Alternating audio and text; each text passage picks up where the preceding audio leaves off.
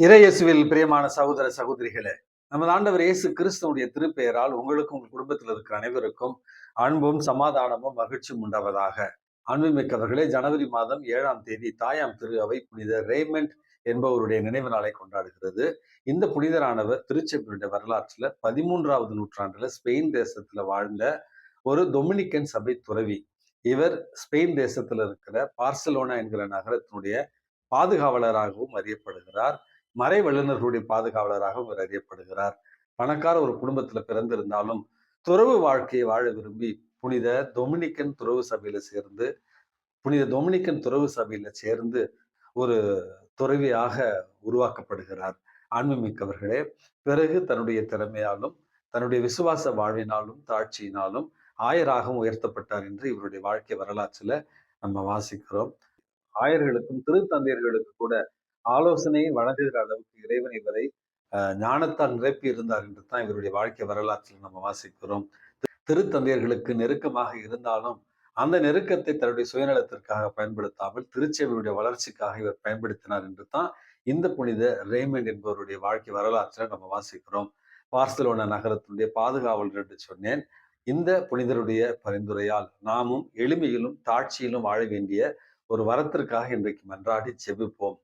அன்புமிக்கவர்களே, இன்றைக்கு நமக்கு கொடுக்கப்பட்டிருக்கிற நற்செய்தி வாசகத்துல நமது ஆண்டவர் இயேசு கிறிஸ்து மாலை பொழுதான நேரத்துல திருத்தூதர்களை கட்டாயப்படுத்தி அக்கறைக்கு செல்ல அவர்களை படகுல ஏற்றி அனுப்புகிறார். பிறகு அவர் தனித்திருந்து ஜெபித்தார் என்று தான் இன்றைய நற்செய்தி வாசகத்தினுடைய முதல் பகுதியில நம்ம வாசிக்கிறோம். நேற்று தான் 5 அப்பங்களையும் 2 மீன் துண்டுகளையும் வைத்து 5000 பேருக்கு உணவளித்தார் என்கிற செய்தியை நம்ம வாசித்தோம். இந்த ஒரு இடைப்பட்ட நேரத்துல திருத்தூதர்கள் படகுல பயணித்துக் கொண்டிருக்கிறார்கள். அந்த கலிலேயா கடல் என்பது ஒரு ஏரி தான், மிகப்பெரிய ஒரு ஏரி. ஆனா கடல் என்கிற பெயரோடு இருக்கிறது. மலைகளால் சூழப்பட்டிருந்த அந்த கலிலேயா கடலில் எப்பொழுது திடீர் என்று அழுத்தம் ஏற்பட்டு புயல் ஏற்படும் என்று யாராலுமே கணிக்க முடியாது. அப்படிப்பட்ட இயற்கை சூழல் நிறைந்த அந்த கலிலேயா கடல்ல தான் அவர்கள் பயணித்துக் கொண்டிருக்கிறார்கள். திடீர் என்று புயல் ஒன்று ஏற்படுகிறது. அச்சத்தால் நடுங்கிக் கொண்டிருக்கிறார்கள். இயேசு அவர்களை கடக்க விரும்புகிறார். இருந்தாலும் அவர்கள் திகிலுற்று இருப்பதைக் கண்டு இயேசு அவர்களிடத்துல நடந்து செல்லுகிறார் கடலின் மீது. அன்புமிக்கவர்களே, அச்சத்திலும் கலக்கத்திலும் இருந்த திருத்தூதர்கள் இயேசுடைய பிரசனத்தை கூட தவறாக புரிந்து கொண்டு அவர் ஒரு பேய் என்று நினைத்து அஞ்சினார்கள் என்று தான் விவிலியத்துல கூறப்பட்டிருக்கிறது. அதற்கு பிறகு இயேசு அவர்களையும் கடலையும் கடிந்து கொண்டு நம்பிக்கை கொண்டீர்கள் என்கிற வார்த்தையை பயன்படுத்துகிறார். கடலை கடிந்து கொள்கிறார். பிறகு பேரமைதி ஏற்படுகிறது என்பதைத்தான் இன்றைய நற்செய்தி வாசகத்துல நம்ம வாசிக்கிறோம். அன்புமிக்கவர்களே, இது நமக்கு அழகான 2 வாழ்க்கை பாடங்களை சொல்லித் தருகிறது. இந்த நம்முடைய விசுவாச வாழ்க்கையில எல்லாமே எப்பொழுதுமே நிறைவாக இருக்கும். அனைத்துமே ஆசீர்வாதமாக இருக்கும். எந்த தடங்களும் இருக்காது, எந்த சோர்வும் இருக்காது, எந்த குழப்பங்களும் இருக்காது, எந்த துன்பங்களும் இருக்காது என்பதை நம்ம அறுதியிட்டு கூற முடியாது. இந்த விசுவாச வாழ்வு என்பது இன்பம் துன்பம் நிறைந்த ஒரு வாழ்வாகவும் ஆசீர்வாதங்களும் சிலுவைகளும் நிறைந்த ஒரு வாழ்வாகவும் தான் இருக்கும் என்பதைத்தான் இயற்கை, அதுதான் இயல்பானது என்பதை இன்றைக்கு நம்ம புரிந்து கொள்ள வேண்டும். நிறைய பேர் ஏன் கடவுள் எனக்கு இவ்வளவு கஷ்டத்தை கொடுக்குறாரு, எனக்கு மட்டும் ஏன் இவ்வளவு துன்பத்தை கொடுக்குறாரு, அதனால நான் அந்த சபைக்கு போறேன் இந்த சபைக்கு போறேன் அப்படின்னு துன்பம் வருகிற நேரத்துல அதை எதிர்கொள்வதற்கு நம்பிக்கையும் இறைவனிடத்துல கேட்காமல் சின்ன பிரச்சனை வந்தாலே அந்த கூட்டினுள் பதுங்கிடும் நத்தையை போல குடுகுடுன்னு ஓடி ஒளிஞ்சுக்கிறது, மன அழுத்தத்திற்கு உள்ளாகுதல், அல்லது வேறு சபைகளை நோக்கி ஓடி செல்லுதல், அல்லது மாய மந்திரங்களை தேடி செல்லுதல், அல்லது பில்லி சூன்யம் இவற்றை தேடி செல்லுதல், அப்படி என்று துன்பங்கள் வருகிற நேரத்துல உடனடியாக அதிலிருந்து எப்படியாவது தப்பித்து விடலாம் அப்படி என்றுதான் மனதுக்கு உறுத்துகிறது. அன்புமிக்கவர்களே, கிறிஸ்தவ வாழ்வு என்பது இன்பமும் துன்பமும் நிறைந்தது, ஆசீர்வாதங்களும் சில நேரங்களில சுமைகளும் நிறைந்த ஒரு வாழ்வு என்பதைத்தான் இந்த திருத்தூதர்களுடைய அந்த கடல் பயணம் நமக்கு சொல்லி தருகிறது. அந்த கடல் பயணத்துல எப்படி திடீரென்று அவர்கள் எதிர்பாராத விதமாக புயல் ஏற்பட்டதோ அதுபோல நம்முடைய வாழ்க்கையிலும் பொருளாதாரம் என்கிற ஒரு புயல், அல்லது நோய் நொடி என்கிற ஒரு புயல், குடும்பத்துல பிளவு, உறவு நிலையில மாற்றங்கள், உறவு நிலையில பிரிவு என்கிற ஒரு புயல், சந்தேகம் என்கிற ஒரு புயல், அல்லது கோபம், தற்பெருமை, ஆணவம் என்கிற ஒரு புயல் நம்முடைய வாழ்க்கையில நிச்சயமாக வரும். அந்த புயல் வருகிற நேரத்துல நமக்கு இறைவன் சொல்லித் தருகிற 2வது பாடம் என்பது நிச்சயமாக நமது ஆண்டவர் இயேசு கிறிஸ்து வருவார். அவர் இயற்கையின் மீதும் அதிகாரம் கொண்டவர், இயற்கையை அதட்டக்கூடிய அதிகாரத்தை பெற்றிருக்கிறார்.